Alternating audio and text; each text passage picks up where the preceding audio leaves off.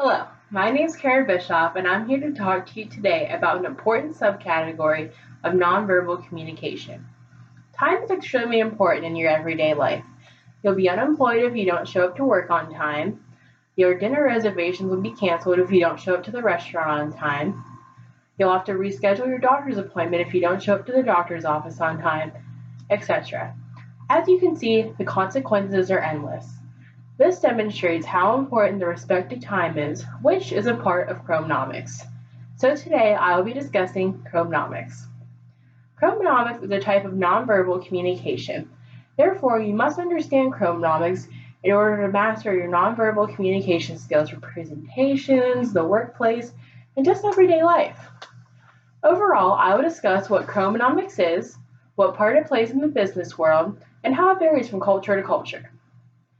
To begin, definitions.net defines chronomics as being the study of the use of time in nonverbal communication.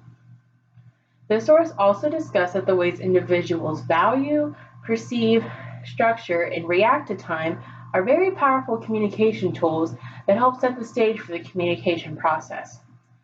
Time affects numerous things, including lifestyles, daily agendas, speed of speech, gestures, and how willing people are willing to listen to a presentation. As a result, chronomics are very important in the business world as time can be used as an indicator of status, as LifeWire.com goes on to discuss. For example, the boss of a company can hold a last-minute meeting with his employees whenever he wishes. However, if an employee wishes to speak to the boss, they'll have to make an appointment and wait to do so.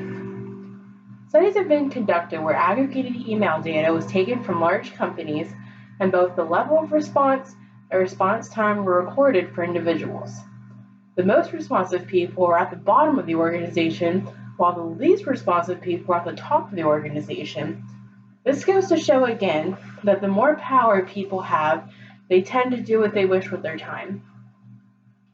Moving on, time perceptions involve willingness to wait, promptness, as well as interactions.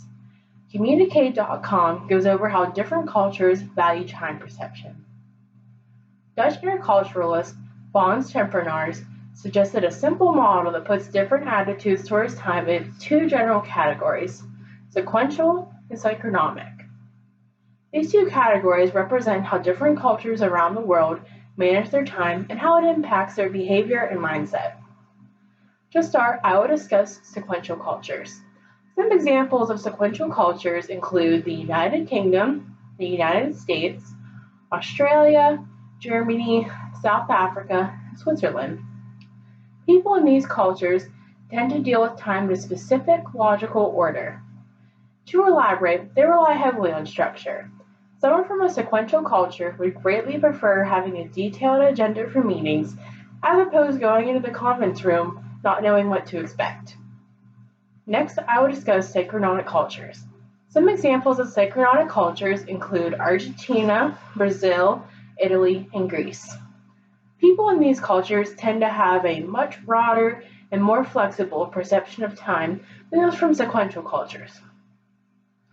In general, people from synchronomic cultures approach tasks in a very open way and don't concern themselves as much with deadlines and time frames, as they tend to see them as something that they should meet, but not necessarily. Someone in a synchronomic culture may think if meetings were scheduled at the last minute, that's no big deal.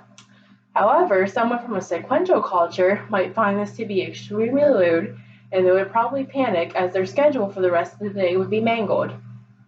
Overall, those from sequential cultures tend to value proper time management and punctuality, whereas those from synchronomic cultures tend to value multitasking and building relationships more.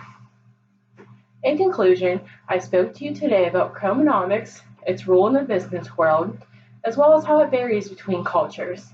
Knowing more about chronomics, you're now one step closer to mastering your nonverbal communication skills. Thank you and have a great rest of your day.